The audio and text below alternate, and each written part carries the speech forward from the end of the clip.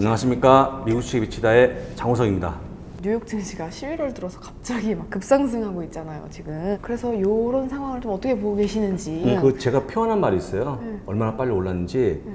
생선 가게 아주머니가 잠시 한눈을 파는 사이에 고양이가 뛰어 올라와서 고양이가 생선을 낚아채는 찰나. 하이가 많이 올라왔지, 급하게. 일단은 올라온 주된 이유는 금리였죠, 금리. 금리가 5.0에서 4.4까지 내려왔고요, 10년물이. 그 다음에 달러가 110에서 103까지 내려왔고, 또 한 가지는 물가 내려오지 않았습니까? 네.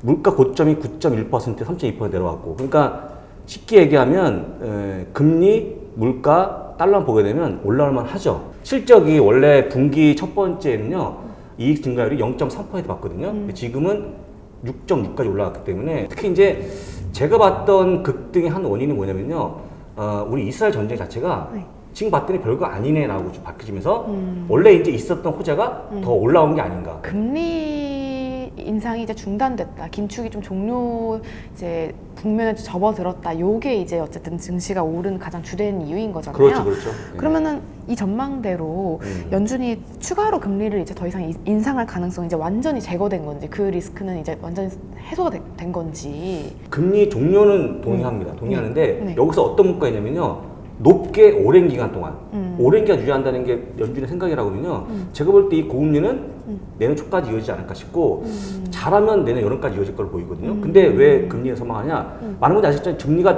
내려와야지 주가 올라가지 않겠습니까? 네. 근데 여기서 한 가지 주의할 게 뭐냐면요, 지금 물가가 떨어지고 있습니다만 물가에 차지하고 있는 가장 큰 비중이 뭐냐면 주거비. 이것도 주거비. 주거비가 현재 6.6%예요. 높거든요. 네. 주거비가 3분의 1 차지하기 때문에 제가 만약에 생각하는 주거비가 내려오지 않으면요, 물가를 버틸 것이고, 그러면 과연 금리 인하까지 할까? 첫 번째 이유가 있고, 지금 공유지표가 너무 좋기 때문에 여기서 만약 공유지표가 조금 내비두게 되면 제가 보기에는 급여가 올라가서 결국 그게 또 물가를 자극하는 요인이 나올 거기 때문에 아까 했던 주거비, 공유지표 보게 되면 저는 제가 보기에는 금리 추가 인상 없지만 그렇다, 인하까지 아닌 것 같다라고 말씀 좀 드리고, UBS가 얘기했죠. 내년도 금리 인하를 내보낸다. 그러니까 2.75%인데 2.75%면 보통 전망치 4배거든요. 그건데 침체가 온다고 가정하고 전망하는 거예요. 그러니까 침체가 오지 않으면요, 제가 보기에는 충분히 내릴만 하지 않다고 보고 있고, 굳이 얘기하자면 아까 얘기했던 빠르면 한 4분기 정도 돼야 될 것 같고요. 저는 개인적으로 연준요 누구도, 그 다음에 우리가 알고 있는 주요 IB, 아까 UBS 빼면 금리나 전망을 하고 있는 분이 있을까? 그러면 주거비 아까 6.6%라고 말씀하셨는데 6.6%, 예. 이게 어디까지 내려와야 되는 거예요?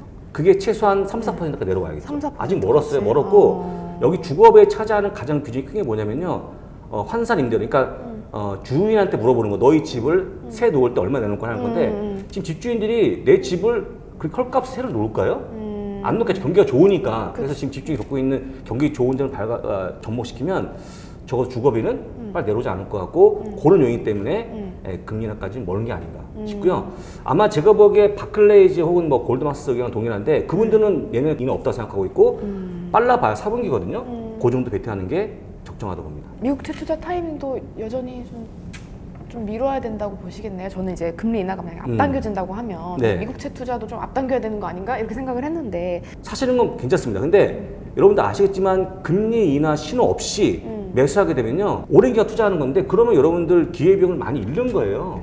그것도 비용이거든요. 그래서 첫 번째 이해하시면 좋을 것 같고, 현재 지금 올라오는 시장의 어떤 주된 기업들이 빅7 아니겠습니까? 근데 그런 좋은 주식을 묻어두고 굳이 안 가는 국채에 왜 투자할까? 저는 그거는요, 그냥 올 초부터 무작정 투자한 분의 어떤 약간의 아쉬움이 아닌가. 채권 ETF는 그런 걸 감안하고 투자하시면 말리지 않겠지만, 저는 개인적으로 별로 안 좋아한다. 아까 앞서 말씀하시기로 좀 이제 침체를 가정하기 때문에 얘네가 금리 인하를 예측한다고 말씀하셨는데, UBS, 실제로 진짜로 침체, 디플레이션에 대한 얘기가 벌써 나오고 있잖아요. 디플레이션 나왔죠. 예. 그래서 이런 전망이 계속되면 연말까지 좀 랠리를 유지하기는 어려울 수도 있다, 뭐 이런 얘기도 나오던데. 이제 그거는 제가 보기에는 이제 월마트 CEO 맥 밀란이 먼저 얘기한 건데, 그 자기 CEO가 보는 이렇게 각이 있어요. 각도. 그러니까 전체를 보는 게 아니고, 그분은 자기의 소비에 대한 부분을 보는 거 아니겠습니까? 근데 소비가 지금 아시겠지만 식료품도 매입을 주저하는, 소비가 얼어붙는데, 사실 월마트에 가는 분들이 굉장히 부자가 갈까요? 엄청 돈이 많은 분들 갈까요? 소비가 적은 분들 가는 보통 소매점이 매출이 안 나오거든요. 그걸 보시는 CEO께서는 야 진짜 구매를 안 하고 있네. 근데 이게 구매 안 하는 것이 디플레이션 가게 되면 어려진다 하는 건데 디플레이션 최악이 물건을 구입 안 하는 거거든요. 근데 제가 보기 아까 했지만 그 월마트에 속해 있는 리테일러의 한 국면을 보시면 좋을 것 같고 전체를 보게 되면요. 지금 연말에 소비가 많이 빠지는 모습은 제가 본 적이 없어요. 아직까지는. 본 적이 없고 심지어 카드 소비까지 증가하는 모습이 나왔기 때문에 디플레이션은 제가 보기에는 단순한 한 조각의 일부분이고 전체를 보기에 디플레이션 얘기하기는 뭔가 먼 게 아닌가 싶고요. 한 가지 더 추가로 얘기하면 네. 월마트가요. 월마트가 솔직한 얘기로 맥밀런이 조금 제가 보기에는 솔직함이 너무 심한 게 아닌가 싶은데 실제 월마트 이커머스가 좋아졌거든요. 네. 그 다음에 아시겠지만 신용 판매가 증가하고 있는데도 불구하고 이분이 얘기한 것은 약간의 최근 90일 동안의 소비 동향을 얘기한 거거든요. 근데 그거를 마치 전체적으로 얘기하는 좀 제가 무리가 있다고 볼 수 있을 것 같고요. 만약 디플레이션 관련해서 어떠한 증거가 있으면 좋은데 제가 보기에는 매일 봤지만 딱히 증거는 없다. 그래서 우리가 너무 빨리 한 게 아닌가 싶고 오히려 제가 보기에는 디플레이션이 보다는요 내년도에 침체가 있을까라는 의식까지 드는 게 저의 생각입니다. 연말에 S&P 500 4,600 탈환 지난번에 말씀하셨는데 그거는 여전히 그럼 가능한 목표라고 봐도 괜찮은 건가요? 4,600은 가능해 보이고요. 가능해 보이고 네. 4,600은 이미 4,500 중반 아니겠습니까? 현재 지수가. 네, 그쵸. 그러니까 이제 네. 뭐 오늘 MBA도 잘 나오면 갈 수 있는 숫자인데 네. 여기서 여러분들이 4,600 보시면서 아 이거 먹을 게 뭐가 있어 라고 생각하실 거거든요 분명히. 근데 그건 지수에 대한 베팅이고 하지만 거기는 구성원 있지 않습니까? 뭐 빅7 같은 것들은 네. 충분히 또 성과가 뛰어날 거기 때문에 네. 그 정도 투자하는 거는 지금 좋다라고 말씀드립니다. 4,600은 지금도 강조하는 부분입니다. 엔비디아 얘기를 안 할 수가 없잖아요. 이제 내일 새벽에 이제 3분기 실적 발표가 이제 될 텐데 네. 이게 이미 기대감의 주가가 많이 올라왔어요. 그래서 오늘 실적이 아무리 좋게 나온다고 한들 이거 더 갈 수 있나 뭐 약간 이런 좀 부정적인 그렇죠. 생각도 좀 들고 그렇죠. 좀 어떻게 보고 계세요? 사실은 2.25% 상승이 제가 볼 때 약간의 독이 됐어요. 독이. 그러니까요. 왜냐면 네. 이거는 약간의 제가 보고 있는 관점에서는 너무 기대가 큰 게 아닌가. 그러니까 다짜고짜 매수한 게 아닌가 싶어서 어제 조금 빠지면 좋았는데 차라리. 이게 좀 엇나간 게 한 네. 가지 흥미겠죠. 사실은 이제 엔비디아는요, 여러분들이 이번에 나오는 실적 자체가 EPS는 전년 동기 대 6배가 증가합니다. 매출은 3배거든요. 그 정도면 주가 3배 올라오는 거에 동의합니까? 안 하십니까? 특성상 당연한 수순인데 많은 분들이 그걸 안 보시고 차트 보시니까 차트가 너무 무섭잖아요. 떨어지면 낭떨어지니까. 보시기 때문에 저는 매입 안 한다고 보고 있고 실적은 저는 좋다 무조건. 근데 아까도 말씀드렸지만 저희가 보는 관점은 이만큼입니다. 이만큼인데 올라온 게 있기 때문에 이만큼 보는 거에 대한 그 정도의 못 맞출 가의 두려움이 있다고 보시면 좋을 것 같고 이번에 나와주고 있는 EPS 전망치가 3달러 중반대거든요. 그 다음 매출이 161억 달러. 요 161억 달러에 대해서 맞추면 주가가 빠질 거예요. 아까 했지만 180까지 올라가는 기대치가 있다는 거 네. 그거 외에는 네.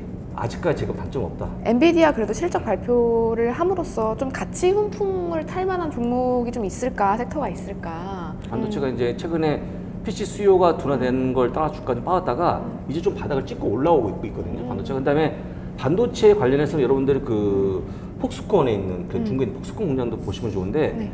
어떤 전자제품 조립도 많이 하고 있고요. 실제 애플 아이폰도 그렇게 주문이 나쁘지 않았거든요.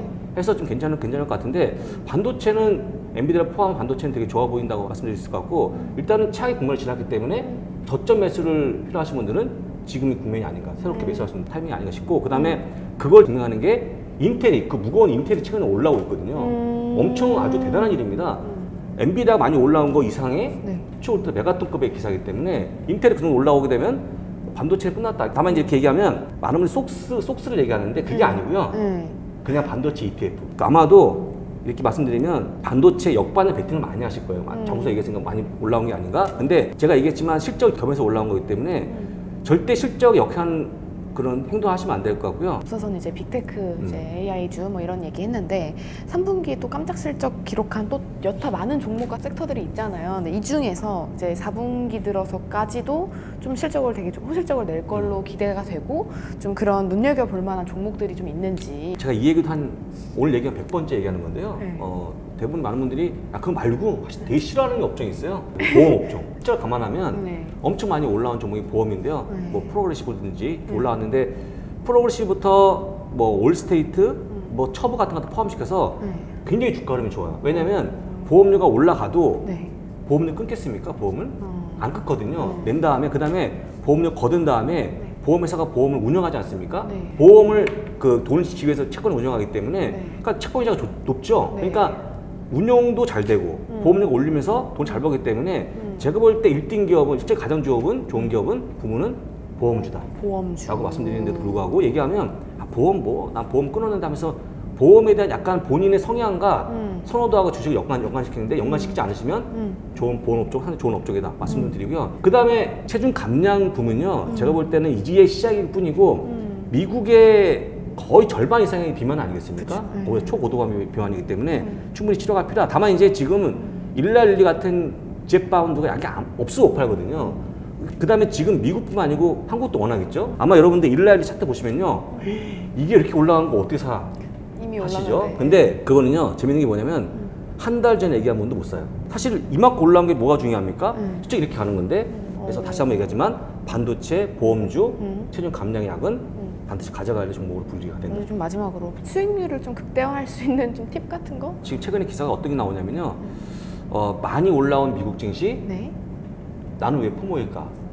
이런 글이 되게 많아요. 나는 왜 놓친 거죠? 네. 놓친 건데 그러니까 이번 상승이 보게 되면 최근 15일 동안에 딱 이틀 빠지고 계속 올라왔거든요. 네, 근데 10월 말에 던진 거예요. 주식 빠지다 보니까 던졌는데 그분들은 지금 시장에 참여했을까요?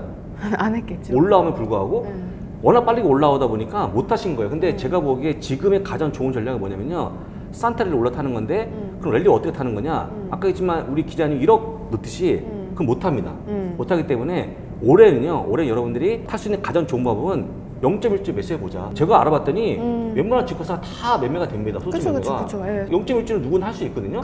선물도 할 수 있고. 근데 만약에 0.1주가 되게 되면 엔비디아 포함한 아까 했지만 뭐 반도체, 보험주 매수하고 딱 구성해 보시면요. 제가 보기에 큰 돈 들이지 않고도 한번 맛을 본 다음에 진짜 맛이 좋으면 추가 매수하면 될 거기 때문에 올해 산타랠리는 0.1주 투자해 보자. 0.1주까지 된다고 하더라고요. 그래서 제가 보는 어떤 관점은 오늘 투자하는 게 제일 빨라 보이고요. 오늘 투자하지 않으면 안 하는 거다. 그래서 제가 보기에는 조금 더 시체를 옮기는 게 중요한데 0.01주부터 한번 해보자. 0.01주. 그게 올해 전략이다라고 봤습니다.